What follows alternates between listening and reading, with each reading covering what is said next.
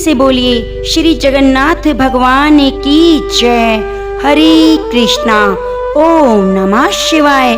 प्रिय भक्तजनों, आप सभी को जगन्नाथ भगवान की रथ यात्रा महोत्सव की हार्दिक शुभकामनाएं। भगवान जगन्नाथ की आज आप बड़ी ही दुर्लभ और अद्भुत संपूर्ण कथा को सुनेंगे। जगन्नाथ मंदिर श्री भगवान विष्णु जी के 8वें अवतार श्री कृष्ण जी को समर्पित है। पुराणों में इसे धरती का वैकुंठ कहा गया है। ये भगवान विष्णु के 4 धामों में से एक है। ब्रह्म वैवर्त पुराण और स्कंद पुराण के अनुसार यह भगवान नील माधव के रूप में अवतरित हुए और सवर जनजाति के परम पूज्य देवता बन गए। भगवान जगन्नाथ को कलयुग का भगवान भी माना जाता है। रामायण के उत्तरखंड के अनुसार भगवान श्री राम ने रावण के भाई विभीषण को अपने इक्ष्वाकु वंश के कुल देवता भगवान जगन्नाथ की आराधना करने को कहा। इसलिए आज भी पुरी के श्री मंदिर में विभीषण वंदना की परंपरा कायम है। पुराणों में भगवान जगन्नाथ के प्रिय धाम पुरी को श्री क्षेत्र, पुरुषोत्तम क्षेत्र, नीलांचल क्षेत्र, नीलगिरी, जगन्नाथपुरी भी कहते हैं। यहाँ लक्ष्मीपति विष्णु जी ने तरह तरह की लीलाएं की। ऐसा कहा जाता है कि सबसे पहले सवर आदिवासी विश्वावसु ने नील माधव रूप में भगवान जगन्नाथ की पूजा की। पुराणों के अनुसार नीलगिरी में पुरुषोत्तम हरि की पूजा की जाती थी। पुरुषोत्तम हरि को यहाँ भगवान श्री राम का रूप माना जाता है। यहाँ तक कि सबसे प्राचीन मत्स्य पुराण में भगवान विष्णु जब 4 धामों पर बसे अपने धामों की यात्रा पर जाते हैं तो बद्रीनाथ में स्नान करते हैं, द्वारिका में वस्त्र पहनते हैं और पुरी में भोजन करते हैं, दक्षिण में रामेश्वरम में विश्राम करने लग जाते हैं और बन गए जगन के नाथ अर्थात जगन्नाथ। प्रिय भक्तजनों, पुरी के जगन्नाथ धाम 4 धामों में से एक है। यहाँ भगवान जगन्नाथ बड़े भाई बलभद्र और बहन सुभद्रा के साथ विराजते हैं।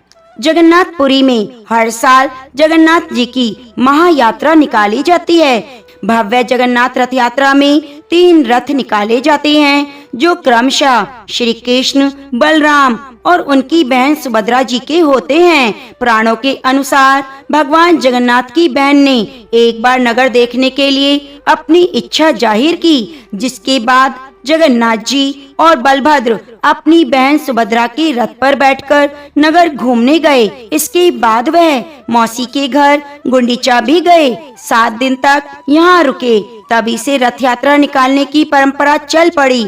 जो इंसान रथ यात्रा के दौरान भगवान जगन्नाथ का नाम जप कीर्तन करता है वह अपने पूर्व जन्म के और इस जन्म के सभी पापों से मुक्ति पा लेता है। मान्यताओं के अनुसार जगन्नाथ भगवान की कथा को आषाढ़ मास की द्वितीय तिथि से लेकर आषाढ़ मास की पूर्णिमा तक नियमित रूप से सुनना चाहिए। कथा के सूत्रधार स्वयं नारद जी बलभद्र, सुभद्रा, माता यशोदा, माता देवकी के साथ भगवान श्री कृष्ण की सभी रानियां और पटरानियां हैं। यह पुराणों के श्रेष्ठतम कथाओं में से एक मानी जाती है, जिससे सुनाने वाला, सुनने वाला और पढ़ने वाला दुर्गति से छूट जाता है, उसे मोक्ष की प्राप्ति होती है। क्योंकि यह कथा स्वयं माता रोहिणी जी सुना रही हैं और जिसे स्वयं जगत के नाथ भगवान श्री कृष्ण, बलभद्र और सुभद्रा जी और साथ ही उनकी सखियां पटरानियां सुन रही हैं। यह अद्भुत प्रेम और भक्ति से ओतप्रोत है। जगन्नाथ जी की बड़ी ही दुर्लभ और संपूर्ण कथा, जिसे आप सभी भक्तजन बड़ी श्रद्धा और प्रसन्नचित मन से पूरा अवश्य सुनिएगा। इससे पहले आप सभी भक्तगण कमेंट में सच्ची श्रद्धा से श्री भगवान जगन्नाथ की जय जरूर लिखिए। भगवान जगन्नाथ की कृपा प्राप्त करने के लिए आप सभी भक्तगण कथा को पूरे अंत तक अवश्य सुनिएगा, जिससे भगवान जगन्नाथ की कृपा आप सभी भक्तों को प्राप्त हो सके। हरे कृष्णा। तो आइए बड़ी श्रद्धा पूर्वक प्रसन्नचित मन से ध्यान लगाकर जगन्नाथ भगवान की कथा को सुनिए। एक बार भगवान श्री कृष्ण सो रहे थे। निद्रा अवस्था में उनके मुख से राधा जी का नाम निकला। पटरानियों को लगा वे प्रभु की इतनी सेवा करती हैं, परंतु प्रभु को सबसे ज्यादा राधा जी का ही सिमरन रहता है। रुक्मणी जी और अन्य रानियों ने रोहिणी जी से राधा रानी और श्री कृष्ण की प्रेम और ब्रज लीलाओं का वर्णन करने की प्रार्थना की। माता ने कथा सुनाने की हामी तो भर दी, लेकिन यह भी कहा श्री कृष्ण और बलराम को इसकी भनक ना लगे। तय हुआ सभी रानियों को रोहिणी जी एक गुप्त स्थान पर कथा सुनाएंगी, वह कोई और ना आए। इसके लिए सुभद्रा जी को पहरा देने के लिए मना लिया गया। सुभद्रा जी को आदेश दिया गया स्वयं श्री कृष्ण या बलराम भी आए तो उन्हें अंदर ना आने दिया जाए। माता ने कथा सुनानी आरंभ की। सुभद्रा द्वार पर तैनात थी। थोड़ी देर में श्री कृष्ण और बलराम वहां आ पहुँचे। सुभद्रा ने अंदर जाने से रोक लिया। इससे भगवान श्री कृष्ण को संदेह हुआ। वे बाहर से ही सूक्ष्म शक्ति द्वारा अंदर माता द्वारा वर्णित ब्रज लीलाओं का आनंद लेकर सुनने लगे। बलराम जी भी कथा का आनंद लेने लगे। कथा सुनते सुनते श्री कृष्ण, बलराम और सुभद्रा के हृदय में ब्रज के प्रति अद्भुत प्रेम भाव उत्पन्न हुआ। उस भाव में उनके हाथ पैर सिकुड़ने लगे जैसे बाल्य काल में थे। तीनों राधा की कथा में ऐसे विभोर हुए कि मूर्ति के सामने जड़ प्रतीत होने लगे। बड़े ध्यान पूर्वक देखने पर भी उनके हाथ पैर दिखाई नहीं देते। सुदर्शन ने भी द्रवित होकर लंबा रूप धारण कर लिया। उसी समय देव मुनि नारद वह आ पहुँचे। भगवान के इस रूप को देखकर आश्चर्यचकित हो गए, निहारते रहे। कुछ समय बाद वहाँ तंद्रा भंग हुई तो नारद जी ने प्रणाम करके भगवान श्री कृष्ण से कहा, हे प्रभु, मेरी इच्छा है मैंने आज जो रूप देखा है वह रूप आपके भक्तजनों को पृथ्वी लोक पर चिरकाल तक देखने को मिले। आप इस रूप में पृथ्वी पर वास करें। भगवान श्री कृष्ण नारद जी की बात से प्रसन्न हुए। उन्होंने कहा कि ऐसा ही होगा। कलिकाल में मैं इसी रूप में नीलांचल क्षेत्र में अपना स्वरूप प्रकट करूंगा। कलयुग आगमन के उपरांत प्रभु की प्रेरणा से मालवराज इंद्रदमुन ने भगवान श्री कृष्ण, बलभद्र और बहन सुभद्रा जी की ऐसी प्रतिमा जगन्नाथ मंदिर में स्थापित कराई। राजा इंद्रदमुन श्रेष्ठ प्रजा पालक राजा थे। प्रजा उनसे बहुत प्रेम करती। प्रजा सुखी और संतुष्ट थी। राजा के मन में इच्छा थी वे कुछ ऐसा करें जिससे सभी उन्हें याद करें।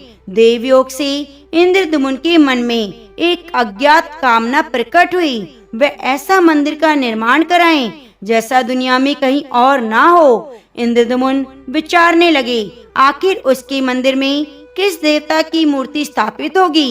राजा के मन में अभी यही इच्छा और चिंतन चलने लगा। एक रात इसी पर गंभीर चिंतन करते हुए सो गए। नींद में राजा ने एक सपना देखा। सपने में उन्हें एक देववाणी सुनाई पड़ी। इंद्रदमुन ने सुना, राजा, तुम पहले नए मंदिर का निर्माण आरंभ करो। मूर्ति विग्रह की चिंता छोड़ दो। उचित समय आने पर तुम्हें राह दिखाई देगी। राजा नींद से जागा। सुबह उठते ही उसने अपनी सपने की बात मंत्रियों को बताई। राजपुरोहित के सुझाव पर शुभ मुहूर्त में पूर्वी समुद्र तट पर एक विशाल मंदिर के निर्माण का निश्चय किया गया। वैदिक मंत्र उच्चार के साथ मंदिर निर्माण का श्री गणेश हुआ। राजा इंद्रदमुन के मंदिर बनवाने की सूचना शिल्पियों और कारीगरों को हुई। सभी योगदान देने पहुंच गए। दिन रात मंदिर के कार्य में जुट गए। कुछ ही वर्षों में मंदिर बनकर तैयार हुआ। सागर तट पर एक विशाल मंदिर का निर्माण तो हो गया, परंतु मंदिर के भीतर भगवान की मूर्ति की समस्या जैसे कि तैसी थी। राजा फिर चिंतित होने लगे। एक दिन मंदिर के गर्भगृह में बैठकर इसी चिंता में बैठे राजा की आंखों से आंसू निकल आए। राजा ने भगवान से विनती की, प्रभु, आपके किस स्वरूप को इस मंदिर में स्थापित करूं? मैं चिंता से व्यग्र हूँ। मार्ग दिखाइए। आपने स्वप्न में जो संकेत दिया उसे पूरा होने का समय कब आएगा? देव विग्रह विहीन मंदिर देख मुझ पर भी लोग हंसेंगे। राजा की आंखों से आंसू झर रहे थे। वे प्रभु से प्रार्थना कर रहे थे, प्रभु आपके आशीर्वाद से मेरा बड़ा सम्मान है। प्रजा समझेगी मैंने झूठ मूठ में स्वप्न की बात को कहा। हे प्रभु मार्ग दिखाइए। राजा दुखी मन से अपने महल में चले गए। उस रात राजा को फिर सपना आया। सपने में देववाणी सुनाई दी, राजन यह निकट में ही भगवान श्री कृष्ण का विग्रह रूप है, तुम उसे खोजने का प्रयास करो, तुम्हें दर्शन मिलेंगे। इंद्रद्युम्न ने स्वप्न की बात उन्हें पुरोहित और मंत्रियों को बताई। सभी निष्कर्ष पर पहुँचे कि प्रभु की कृपा सहज प्राप्त नहीं होती, उसके लिए निर्मल मन से परिश्रम आरंभ करना होगा। भगवान के विग्रह का पता लगाने के लिए जिम्मेदारी राजा इंद्रद्युम्न ने 4 विद्वान पंडितों को सौंप दी।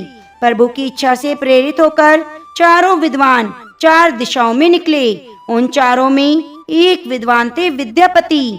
वे चारों में सबसे कम उम्र के थे। प्रभु के विग्रह की खोज के दौरान उनके साथ बहुत सी अलौकिक घटनाएं हुई। पंडित विद्यापति पूर्व दिशा की ओर चले। कुछ आगे चलने के बाद विद्यापति उत्तर की ओर मुड़े। उन्हें एक जंगल दिखाई दिया। वन भयावह था। विद्यापति भगवान श्री कृष्ण के उपासक थे। उन्होंने कृष्ण का स्मरण किया, राह दिखाने की प्रार्थना की। भगवान श्री कृष्ण की प्रेरणा से उन्हें राह दिखने लगी। प्रभु का नाम लेते ही वे वन में चले जा रहे थे। जंगल की मध्य एक पर्वत दिखाई दिया। पर्वत के वृक्षों से संगीत की ध्वनि, सुरमय गीत सुनाई पड़ रहा था। विद्यापति संगीत के जानकार थे। उन्हें वहाँ मृदंग, बंसी, करताल की मिश्रित ध्वनि सुनाई दे रही थी। यह संगीत उन्हें दिव्य लगा। संगीत की लहरियों को खोजते हुए विद्यापति आगे बढ़ चले। वे जल्दी ही पहाड़ी की चोटी पर पहुँचे। पहाड़ के दूसरी ओर एक सुंदर घाटी दिखी जहाँ भील नृत्य कर रहे थे। विद्यापति उस दृश्य को देखकर मंत्र मुग्ध थे। सफर के कारण थके थे, पर संगीत से थकान मिट गई और नींद आने लगी। अचानक एक बाघ की गर्जना सुनकर विद्यापति घबरा गए। बाघ उनकी ओर दौड़ रहा था। बाघ को देखकर विद्यापति घबरा गए और बेहोश होकर वहीं गिर पड़े। बाघ विद्यापति पर आक्रमण करने वाला था। तभी एक स्त्री ने बाघ को पुकारा, बाघा। उस आवाज को सुनकर बाघ मौन खड़ा हो गया। स्त्री ने उसे लौटने का आदेश दिया। बाघ लौट पड़ा। बाघ उस स्त्री के पैरों के पास ऐसे लौटने लगा जिससे कोई बिल्ली पुचकार कर सुनकर खेलने लगती है। युवती बाघ की पीठ को प्यार से थपथपाने लगी। बाघ स्नेह से लौटता रहा। वह स्त्री वहाँ मौजूद स्त्रियों में सबसे अधिक सुंदर थी। वह भीलों के राजा विश्वावसु की इकलौती पुत्री ललिता थी। ललिता ने अपनी सेविकाओं को अचेत विद्यापति की देखभाल के लिए भेजा। सेविकाओं ने झरने के जल लेकर विद्यापति पर छिड़का। कुछ ही देर में विद्यापति की चेतना लौटी। उन्हें जल पिलाया गया। विद्यापति यह सब देखकर आश्चर्य में थे। ललिता विद्यापति के पास आई और पूछा, आप कौन हैं और भयानक जानवरों से भरे इस वन में आप कैसे पहुँचे? आपके आने का प्रयोजन बताइए ताकि मैं आपकी सहायता कर सकूं। विद्यापति के मन में बाघ का भय पूरी तरह से गया नहीं था। ललिता ने यह बात भांप ली और सांत्वना देते हुए कहा, आप मेरे साथ चलें। जब आप स्वस्थ हों तब अपने लक्ष्य की ओर प्रस्थान करें। विद्यापति ललिता के पीछे पीछे उनकी बस्ती की तरफ चल दिए। विद्यापति भीलों के राजा विश्वावसु से मिले। उन्हें अपना परिचय दिया। विश्वावसु विद्यापति जैसे विद्वान से मिलकर बड़े प्रसन्न हुए। विश्वावसु के अनुरोध पर विद्यापति कुछ दिन वहाँ अतिथि बनकर रुके। वे भीलों को धर्म और ज्ञान का उपदेश देने लगे। उनके उपदेशों को ललिता और विश्वावसु बड़ी रुचि से सुनते। ललिता के मन में विद्यापति के लिए अनुराग पैदा हो गया। विद्यापति ने भी भांप लिया कि ललिता जैसी सुंदरी उनको प्रेम करने लगी है। लेकिन विद्यापति एक बड़े कार्य के लिए निकले थे। अचानक एक दिन विद्यापति बीमार हो गए। ललिता उनकी सेवा कर रही थी। इससे विद्यापति के मन में भी ललिता के प्रति प्रेम भाव पैदा हो गया। विश्वावसु ने प्रस्ताव रखा कि विद्यापति ललिता से विवाह कर ले। विद्यापति ने इसे स्वीकार कर लिया। कुछ दिन दोनों के सुख में बीते। ललिता से विवाह करके विद्यापति प्रसन्न तो था, पर जिस महत्वपूर्ण कार्य के लिए वह आया वह अधूरा था। यह चिंता उन्हें बार बार सताती। इसी बीच विद्यापति को एक बात पता चली। विश्वावसु हर रोज सवेरे उठकर कहीं चला जाता है और सूर्य उदय के बाद ही लौटता है। कितनी भी विकट स्थिति हो, उसका नियम नहीं छूटता। विश्वावसु के इस व्रत पर विद्यापति को आश्चर्य हुआ। मन में रहस्य जानने की इच्छा हुई कि आखिर विश्वावसु कहाँ जाता है। एक दिन विद्यापति ने ललिता से इस बारे में पूछा। ललिता सुनकर सहम गई। विद्यापति ने ललिता से उसके पिता द्वारा प्रतिदिन सुबह किसी अज्ञात स्थान पर जाने और सूर्य उदय के पूर्व लौट आने का रहस्य पूछा। विश्वावसु का नियम किसी हाल में नहीं टूटता, चाहे कितनी भी विकट परिस्थिति हो। ललिता के सामने धर्म संकट आ गया। वह पति की बात को ठुकरा नहीं सकती थी, लेकिन पति जो पूछ रहा था वह वंश की गोपनीय परंपरा थी जिसे खोलना संभव नहीं था। ललिता ने कहा, स्वामी, ये हमारे कुल का रहस्य है जिसे किसी के सामने खोला नहीं जा सकता, परंतु आप मेरे पति हैं। मैं आपको कुल का पुरुष मानते हुए जितना संभव है उतना बताती हूँ। यहाँ से कुछ दूरी पर एक गुफा है, उसमें हमारे कुल देवता हैं। उनकी पूजा हमारे सभी पूर्वज करते आए हैं। यह पूजा निर्बाध चलनी चाहिए। उसी पूजा के लिए पिताजी रोज सुबह नियमित रूप से जाते हैं। विद्यापति ने ललिता से कहा, वह भी उनके कुल देवता के दर्शन करना चाहते हैं। ललिता बोली, यह संभव नहीं। हमारे कुल देवता के बारे में किसी को जानने की इच्छा है, यह सुनकर मेरे पिता क्रोधित हो जाएंगे। विद्यापति की उत्सुकता बढ़ रही थी। वह तरह तरह से ललिता को प्रेम की शपथ देकर उन्हें मनाने लगे। आखिर ललिता ने कहा, वह अपने पिताजी से विनती करेगी कि वह आपको अपने देवता के दर्शन करा दे। ललिता ने पिता से सारी बात कही। वे क्रोधित हुए। ललिता ने कहा, मैं आपकी अकेली संतान हूँ। आपके बाद देवता की पूजा का दायित्व मेरा होगा, इसलिए मेरे पति का अधिकार है, क्योंकि उन्हें आगे पूजन करना है। विश्वावसु इस तर्क के आगे झुक गए। बोले, गुफा के दर्शन किसी को तभी कराए जा सकते हैं जब वे भगवान की पूजा का दायित्व अपने हाथ में ले। विद्यापति ने दायित्व स्वीकार किया। विश्वावसु देवता के दर्शन करने को राजी हुए।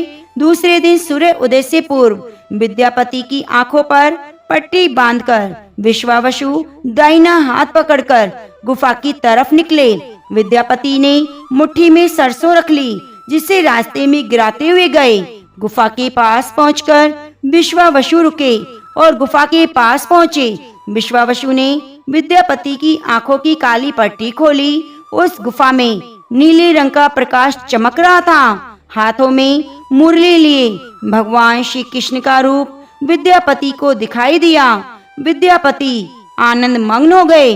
उन्होंने भगवान के दर्शन किए। दर्शन के बाद तो जैसे विद्यापति जाना ही नहीं चाहते थे, पर विश्वावसु ने लौटने का आदेश दिया। फिर आंखों पर पट्टी बांधी और दोनों लौट पड़े। लौटने पर ललिता ने विद्यापति से पूछा। विद्यापति ने गुफा में दिखे अलौकिक दृश्य के बारे में पत्नी को बताना भी उचित नहीं समझा। वे टाल गए। यह तो जानकारी हो चुकी थी कि विश्वावसु श्री कृष्ण की मूर्ति की पूजा करते हैं। विद्यापति को आभास हो गया कि महाराज ने स्वप्न में जिस प्रभु विग्रह की देववाणी सुनी वह इसी मूर्ति के बारे में थी। विद्यापति विचार करने लगे, किसी तरह इसी मूर्ति को लेकर राजधानी पहुंचना होगा। एक तरफ तो गुफा से मूर्ति को लेकर जाने की सोच रहे थे, वहीं दूसरी तरफ भील राजा और पत्नी के साथ विश्वासघात के बारे में विचार करते हुए दुखी हो रहे थे। विद्यापति धर्म और अधर्म के बारे में सोचते रहे। फिर विचार आया, यदि विश्वावसु ने सचमुच उन पर विश्वास किया तो आंखों पर पट्टी बंदी बांधकर गुफा तक नहीं ले जाता, इसलिए उसके साथ विश्वासघात का प्रश्न नहीं उठता। उसने गुफा से मूर्ति चुराने का मन बना लिया। विद्यापति ने ललिता से कहा। वह अपने माता पिता के दर्शन के लिए जाना चाहता है। वे परेशान होंगे। ललिता भी साथ चलने को तैयार हुई। विद्यापति ने यह कहकर समझाया कि वह शीघ्र ही लौटेगा और ललिता को लेकर जाएगा। ललिता मान गई। विश्वावसु ने उसके लिए घोड़े का प्रबंध किया। अब तक सरसों के दाने से पौधे निकल आए थे। उनको देखता विद्यापति गुफा तक पहुंच गया। उसने भगवान की पूजा की। क्षमा प्रार्थना के बाद मूर्ति उठाकर झोले में रख ली। शाम तक राजधानी पहुंच गया। सीधा राजा के पास उसने दिव्य प्रतिमा राजा को सौंप दी। पूरी कहानी सुनाई। राजा ने बताया उसने कल एक सपना देखा। सुबह सागर में एक कुंदा बहकर आएगा। उस कुंदे की नक्काशी कराकर भगवान की मूर्ति बना लेना। जिसका अंश तुम्हें प्राप्त होने वाला है वह भगवान श्री कृष्ण भगवान विष्णु का स्वरूप है। तुम जिस मूर्ति को लाए हो वह भी भगवान विष्णु का अंश है। दोनों आश्वस्त हुए। उनकी तलाश पूरी हुई। राजा ने कहा जब भगवान द्वारा भेजी गई लकड़ी से हम प्रतिमा बनाएंगे तब तुम अपने ससुर से मिलकर उन्हें मूर्ति वापस कर देना। उनके कुल देवता का इतना बड़ा विग्रह इस भव्य मंदिर में स्थापित देखकर उन्हें खुशी होगी। दूसरे दिन सूर्योदय से पूर्व राजा विद्यापति और मंत्रियों को लेकर सागर तट पहुंचा। स्वप्न के अनुसार एक बड़ा कुंदा पानी में बहकर आ रहा था। सभी उसे देखकर खुश हुए। कई नावों पर बैठकर राजा के सेवक कुंदे को खींचने लगे। मोटी मोटी रस्सियों से कुंदे को बांधकर खींचा जाने लगा, लेकिन कुंदा ट्रस से मस्त नहीं हुआ। लोग भेजे गए। सैकड़ों लोग नावों का प्रयोग करके भी कुंदे को हिलाया नहीं जा सका। राजा उदास हो गया। सेनापति ने एक लंबी सेना कुंदे को खींचने को भेजी, लेकिन सागर में सैनिक ही सैनिक नजर आए, लेकिन कुंदा अपनी जगह से ना हिले। सुबह से रात हो गई। अचानक राजा ने काम रोकने का आदेश दिया। उसने विद्यापति को अकेले में ले जाकर समस्या का कारण जानना चाहा। राजा के चेहरे पर संतोष के भाव थे। राजा ने विद्यापति को गोपनीय रूप से कहीं चलने की बात कही। राजा इंद्रद्युम्न ने कहा अब भगवान का विग्रह बन जाएगा, बस एक काम करना। राजा इंद्रद्युम्न को भगवान की प्रेरणा से समझ में आ गया कि आखिर प्रभु के विग्रह के लिए जो लकड़ी का कुंडा पानी में बहकर आया है वह हिलडुल क्यों नहीं रहा।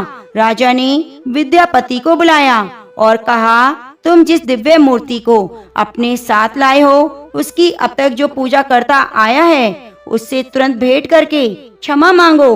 बिना उसके स्पर्श किए ये कुंदा आगे नहीं बढ़ेगा। राजा इंद्रद्युम्न और विद्यापति विश्वावसु से मिले। राजा ने पर्वत की चोटी से जंगल को देखा। सुंदरता को देखता ही रह गया। दोनों भीलों की बस्ती की ओर चुपचाप चलते रहे। इधर विश्वावसु अपने नियमित दिनचर्या के हिसाब से गुफा में अपने कुल देवता की पूजा के लिए चले। वहाँ प्रभु की मूर्ति गायब देखी तो समझ गए दामाद ने उनके साथ छल किया। विश्वावसु लौटे और ललिता को सारी बात बताई। विश्वावसु पीड़ा से बड़ा घर के आंगन में पछाड़ खाकर गिर गए। ललिता अपने पति द्वारा विश्वासघात से दुखी थी। स्वयं को इसका कारण मान रही थी। पिता पुत्री दोनों विलाप कर रहे थे। उन दोनों ने अन्न का एक दाना भी नहीं छुआ। अगली सुबह विश्वावसु उठे और सदा की तरह अपनी दिनचर्या का पालन करते हुए गुफा की तरफ बढ़े। वे जानते थे प्रभु का विग्रह वहाँ नहीं, फिर भी उनका पैर गुफा की तरफ चला जा रहा था। विश्वावसु ने पीछे ललिता और रिश्तेदार भी थे। विश्वावसु गुफा के भीतर पहुँचे। जब भगवान की मूर्ति होती थी वे चट्टान के पास खड़े होकर हाथ जोड़कर खड़े हो गए, फिर ऊंची चट्टान पर गिर गए और बिलख बिलख कर रोने लगे। उनके पीछे प्रजा भी रो रही थी। एक भील युवक भागता हुआ गुफा के पास आया। बताया उसने महाराज और उनके साथ विद्यापति को बस्ती की ओर आते देखा है। यह सुनकर सब चौंक गए। विश्वावसु राजा के स्वागत में गुफा से बाहर आए, लेकिन आंखों में आंसू थे। राजा इंद्रद्युम्न विश्वावसु के पास आए, उन्हें अपने हृदय से लगा लिया। राजा बोले भीलराज तुम्हारे कुल देवता की प्रतिमा का चोर तुम्हारा दामाद नहीं मैं हूँ। उसने तो अपने महाराज की आज्ञा का पालन किया यह सब सुनकर सब चौंक पड़े। विश्वावसु ने राजा को आसन दिया। राजा ने विश्वावसु को सारी बात बताई।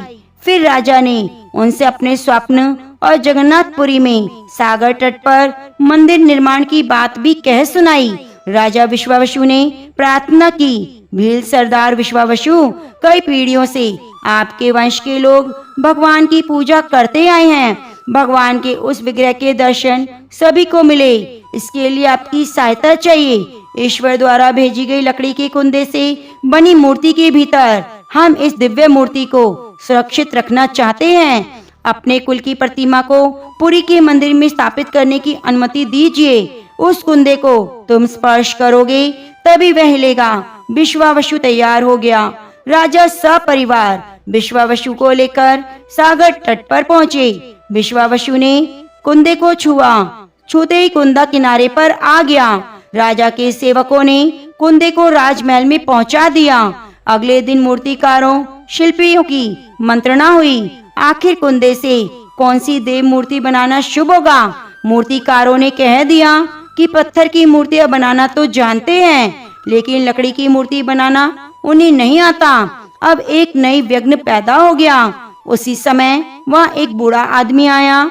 उसने राजा से कहा, इस मंदिर में आप भगवान श्री कृष्ण को उनके भाई बलभद्र और बहन सुभद्रा के साथ विराजमान करें। देव योग का यही संकेत है। राजा को बूढ़े व्यक्ति की बात से सांत्वना मिली, लेकिन समस्या थी कि मूर्ति कैसे बने। बूढ़े व्यक्ति ने कहा, मैं इस कला में कुशल हूँ, मैं इस पवित्र कार्य को करूँगा, मूर्तियाँ बनाऊंगा, पर मेरी एक शर्त है। राजा प्रसन्न हो गए। शर्त पूछी। बूढ़े शिल्पकार ने कहा, मैं भगवान की मूर्ति का निर्माण काम एकांत में करूँगा। यह काम बंद कमरे में करूँगा। कार्य पूरा होने के बाद ही मैं स्वयं दरवाजा खोलकर बाहर आऊँगा। इस बीच कोई नहीं बुलाएगा। राजा सहमत हो गया, लेकिन उन्हें एक चिंता हुई। बोले, यदि आपके पास कोई नहीं आएगा तो ऐसे में खाने पीने की व्यवस्था कैसे होगी? शिल्पी ने कहा, मेरा काम जब तक पूर्ण नहीं होता मैं खाता पीता नहीं। राज मंदिर में एक विशाल कक्ष में बूढ़े शिल्पी ने स्वयं 21 दिनों के लिए बंद कर लिया। काम शुरू हुआ। भीतर से आवाजें आती थी। महारानी गुंडीचा देवी दरवाजे से कान लगाकर अक्सर छैनी हथौड़े की चलने की आवाजें सुना करती। महारानी रोज की तरह कमरे से दरवाजे पर कान लगाए खड़ी थी। 15 दिन बीते, उन्हें कमरे से आवाज सुनाई पड़नी बंद हो गई। मूर्तिकार के काम की कोई आवाज नहीं पड़ी तो रानी चिंतित हो गई। उन्हें लगा वे बूढ़ा आदमी था, कुछ खाता पीता नहीं, शायद कुछ अनिष्ट ना हो गया हो। व्याकुल होकर रानी ने दरवाजे को धक्का देकर खोला। भीतर झांककर देखा, महारानी गुंडीचा देवी ने इस तरह मूर्तिकार को दिया हुआ वचन भंग कर दिया। मूर्तिकार अभी मूर्तियां बना रहा था, परंतु रानी को देखते ही अदृश्य हो गया। मूर्ति का कार्य निर्माण पूरा नहीं हुआ। हाथ पैर का निर्माण पूर्ण नहीं हुआ। वृद्ध शिल्पकार के रूप में स्वयं भगवान विश्वकर्मा आए थे। उनके अदृश्य होते ही मूर्तियां भी अधूरी रह गई। इसी कारण आज ये मूर्तियां वैसी ही हैं। उन्हीं प्रतिमाओं को मंदिर में स्थापित कराया गया। कहते हैं विश्वावसु उस जरा बहिले के वंशज थे जिन्होंने अनजाने में भगवान कृष्ण की हत्या की। विश्वावसु शायद भगवान श्री कृष्ण के पवित्र अवशेषों की पूजा करता था। वे अवशेष मूर्तियों में छिपाकर रखे गए थे। विद्यापति और ललिता के वंशज जिन्हें दैत्यपति कहते हैं, उनका परिवार ही यहाँ पर अब तक पूजा करता है।